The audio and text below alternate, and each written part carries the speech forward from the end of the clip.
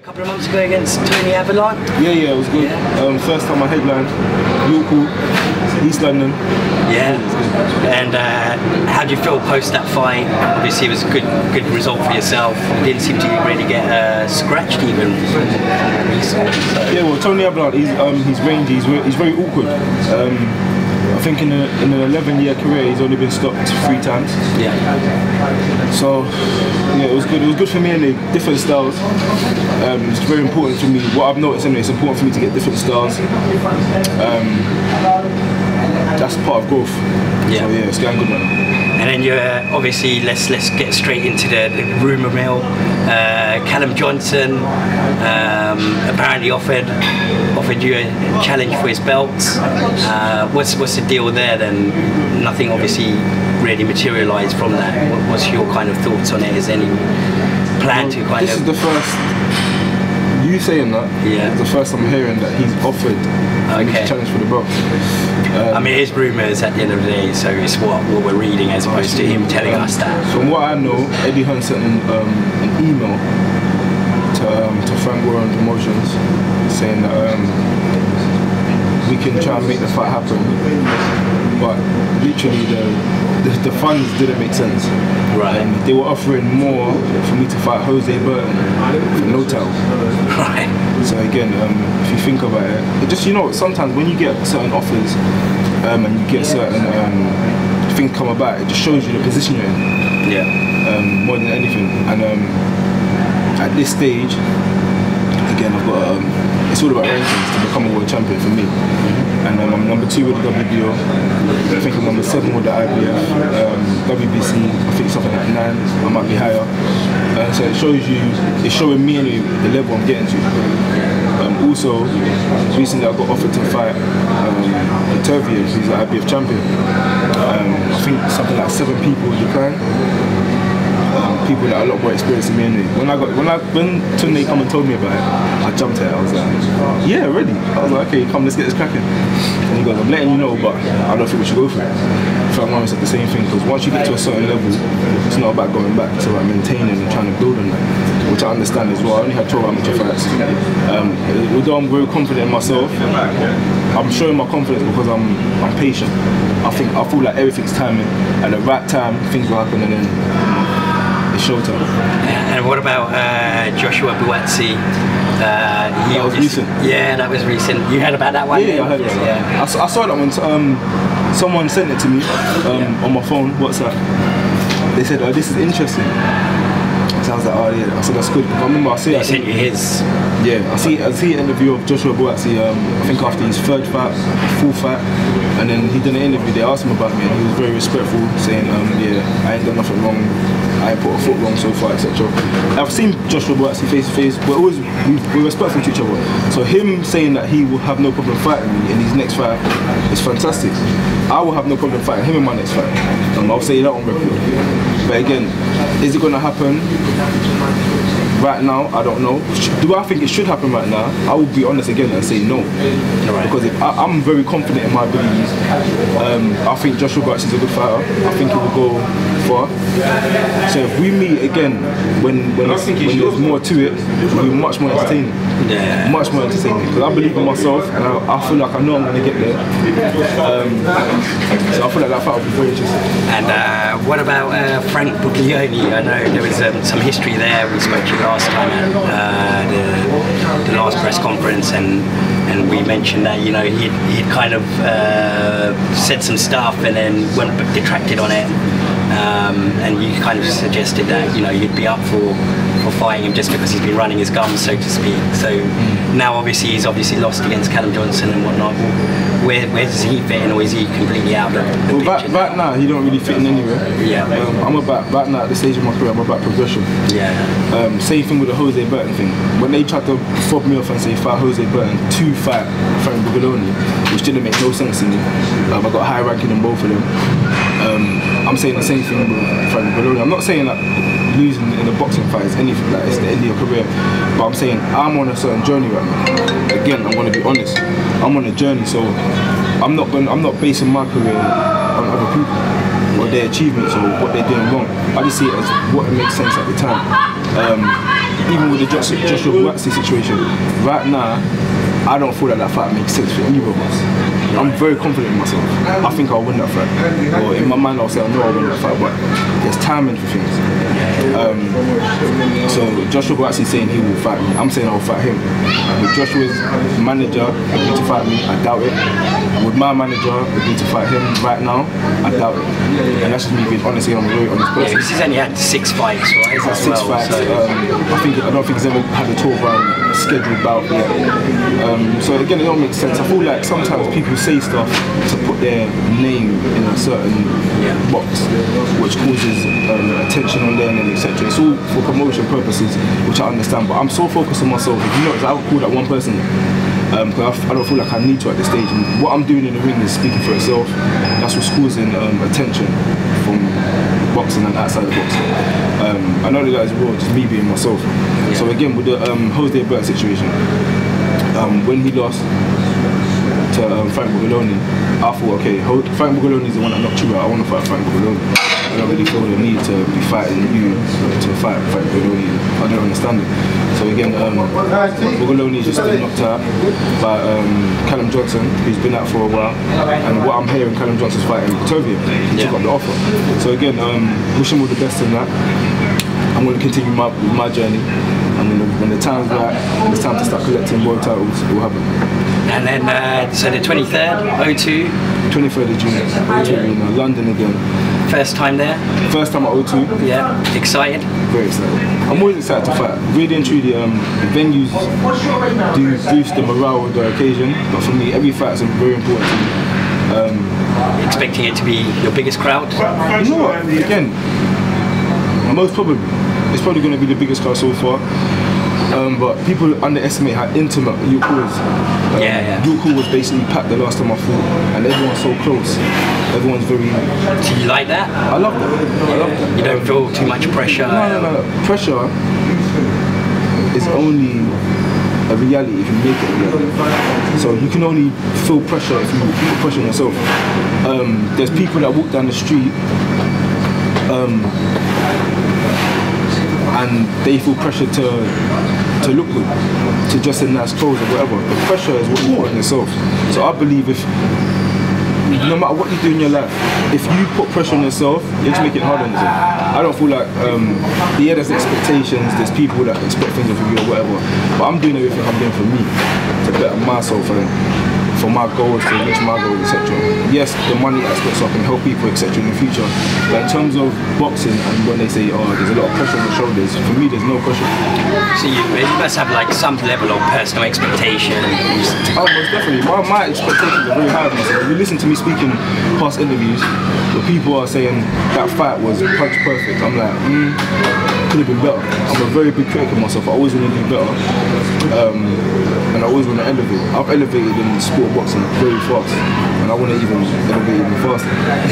How often do you watch back your previous all the time? No, not too often. I'm one of the people, again, I'm very obsessed with progression, so I want to watch the people that have done it before me, the greats, the Roy Jones Juniors, the James Tonys, the Floyd Mayweathers, the Mike Tysons. I like to watch them guys and see their skill set, how their careers went, etc. I watch myself sometimes to see what I was doing wrong, rather than what I was doing right. And again, going to the gym, working every day, training, sparring, doing pad work, learning new skills. So yes, boxing's a journey, it's not a sprint. And then the 23rd, any clues as to who you're facing? It don't matter to me. As I said, it don't matter who I'm fighting next. I'm going to be prepared the same way. I'm going to be in... You don't have a wish list of people you want to face? Of course not, because I'm focused on myself. Okay. Again, I'm not focused on any other human being. That's not how... I've never lived my life like that. When I was playing football, I never said, oh, I want to play against that player, or I want to take on that player, because I'm not focused or worried about any other person. I'm saying to myself, I want to play good. I want to make sure my performance is good. Because at the end of the day, it's proven. When you look at it, everyone was saying to me, you should be fighting for a world title now. Nathan Kirby is the world champion. Again, Nathan Kirby had a fight, he got beat, he retired. Nathan Kirby is out of the picture. everyone was thinking about me fighting Frank Buglioni. He got knocked out, but now the fight don't make sense. Everyone's talking about me fighting this person, that person, this person. So it's always going to be someone for me to fight. So why am I going to be focusing on everyone else instead of just focusing on myself? And when someone is put in front of me and the fight is going to happen, demonstrate. That's how I live my life. Yeah, no, that's fair enough. And then you've not really been the distance in any of your fights so far. Amateur either. Say that again? Not in the amateurs either. Yeah, not in the amateurs. So who do you think could take you the whole way? Or no one? Still No one asking out about other there? people. I know. Sorry, I've got bad. No, you're still asking me about other people. To be honest with you, I don't even know half of the light heavyweights out there. Really? I don't even know half of the. And again, some people might be watching and saying, "Oh, he's arrogant. He's dismissing his opposition." No, I'm just focused on myself. I feel like some people need to understand that that's why I might have elevated quickly or whatever. I'm just focused on my own progression, I'm focused on my own career. And again, other people's careers are nothing to do with me unless I'm fighting. Again, that's how we live my life. So give us, give the fans a little insight. I mean, most of them will probably know about your career to date, but obviously you just touched on it. That you started off in football, and then so how did that kind of journey progress? You got into football. How did you get into that in the first place? Obviously, everyone kind of plays it, but me and sports has literally been a pick and mix. I literally just went around in circles in different sports. I was athletic as a child. When I was younger, again, how it all started with me wanting to be fit and things like that was watching wrestling.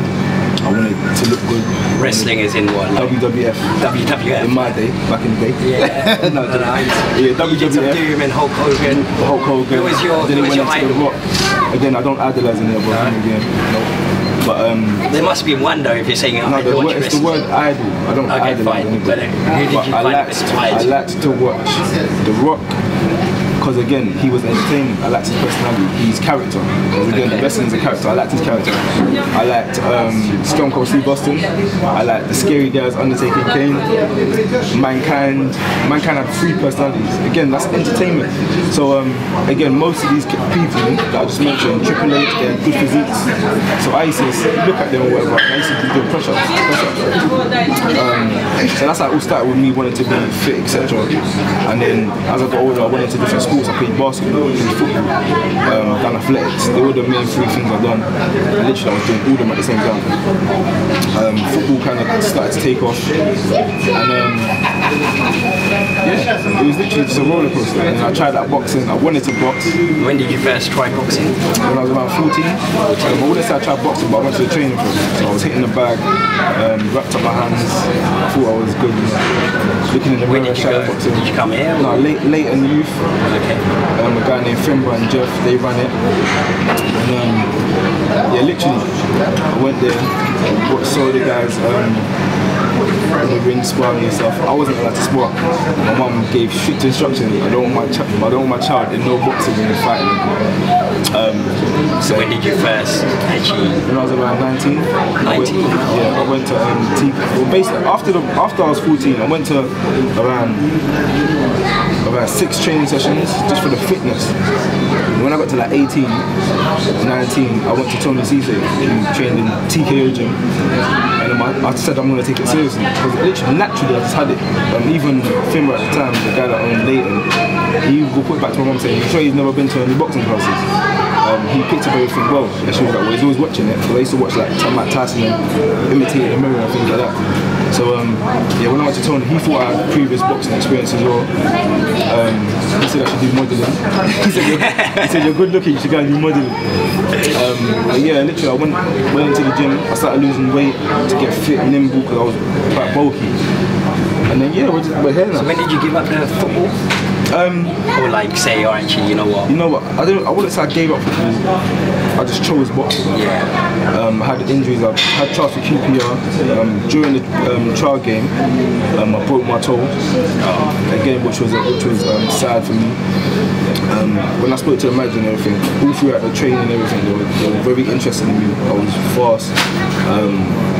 I wouldn't say I was a skillful player, but I'd done my job right. I was a striker, very fast, very strong, held the ball up, had a good shot on me, etc. I scored goals. In the trial game alone, I scored 2 goals, 1 with each foot. So they were impressed with me. And then again, another game. The game we had after that, I broke my toe, taken off, and then yeah, they needed to play there and then, which I understood as well. So the physio, etc. He reported back to him how long I would take to recover, etc. So again, yeah, they didn't take me, that's what was meant to happen. After that, I went into boxing. Abracadabra. And you still play? Yeah, with my friends. I still play all my sports. I still play basketball a lot with my friends. You watch basketball? I watch it sometimes. Like I watch the All-Star games. I watch that when big players, playoffs and things like that. If I get, you have a team? No, I ain't got a team. No, if I get tickets to go to like the NBA game or whatever, I'll definitely go and watch. I love basketball. I love the atmosphere, dunk, dance, everything. Halftime as well. The halftime show. Everything. That's cool. And then, so what motivates you? Like, what's the motivation? How do you stay disciplined? I feel like what motivates me is a mixture of everything. A bit to do with God, a bit to do with my past experiences in terms of working a 9 to 5, things I've been through in my personal life, things I wanna own, things I wanna get, people I wanna help, etc. I believe I've got an opportunity to actually do these things that I'm saying I wanna do. So I just believe in taking the opportunities. But I said to a young boy the other day who was giving me all the excuses in the world of why he don't want to do anything positive in his life. I said, I dare you to give anything you're doing 100%. If you give it 100%, you're bound to succeed. Like it's like 99.9.9.9% you're going to succeed. Whether the level of succession may vary, but you're going to succeed. You're going to be better off than you was before. So give something 100%, but give something positive 100% and be inspiration to other people. Cool. And what about young kids that want to get into boxing, looking at the physique, saying, you know what, I don't have it? That's nonsense. Again, that's just excuses. Now that I'll be honest, I'll give a personal experience. When I used to watch Mike Tyson on TV, on tapes, I used to watch him. Before I started boxing when I was around 14 years old, I used to watch it and get nervous for him. I didn't even know the guy. I wasn't boxing, but I say, how does he do that? Like, you're going in front of... Do you ever have a fight in school? Or you're back, you feel like you're going to get into a competition, the nerves that go through your legs are shaking. Adrenaline, you're like, I'm going to fight someone. Especially, not if you're angry and you just start fighting, cool, but when you're saying, okay, after school we're going to fight. Yeah, and then just 10 minutes before. All throughout your lessons, you can't concentrate, you don't really eat lunch. You're just thinking, oh, when I fight after school, everyone's in the school's talking about it. Your nerves. So imagine going out there as a profession, you're fighting someone else that knows how to fight, that knows how to knock people out, that knows how to fight. You're doing that in front of the world on camera. So again, that's what I was thinking. I was like, there's no way I can do this. But then I'm one of the people, I've got that kind of mentality. If I'm scared of something or I don't want to do it, I'm going to do it. Even with the thing like, I had sensitive teeth when I was in school, primary school, and I saw a girl in my school bite a lollipop. I was like, how do you do that? When I was doing that, I was like, no, I can't do it. I trained my teeth. now I can put my teeth on ice like it's nothing. I've just got that kind of mentality. So if you want to do something, give it 100% and don't be scared, because fear is the biggest stopper of success. Great. And then I guess to wrap up, what do you do outside of boxing? How does Anthony Yarde relax and stay out of trouble? And yeah, you know, are we going to see you on Towie anytime soon? No. What I do to relax is literally I eat, enjoy, time with your friends and family. Yeah, actually we see you in sheesh all the time. Come on your Instagram stories. You know how it goes. Lions in the camp. when you got the meat there, you got to go through sheesh, like literally. But some of the best food. Literally some of the best food, good quality food. There's no freezers in the restaurant. Everything's fresh. They throw away all the vegetables and things like that after the day's finished. Everything's fresh. You can taste the freshness of the food. It's good quality, expensive food. I'm never saying that to promote. I was about to say, this is going to be a couple of quid for the guys at I'm not even saying that to promote. I'm very appreciative of good quality food. So even if I have a burger and I'm like, this burger was banging, I will be very appreciative of that burger. So yeah, I'll go out, eat with my friends, play basketball, stay active, play PlayStation from time to time. I'm always trying to stay involved in my craft, which is boxing. I try to watch boxing, study boxing or whatever when I can.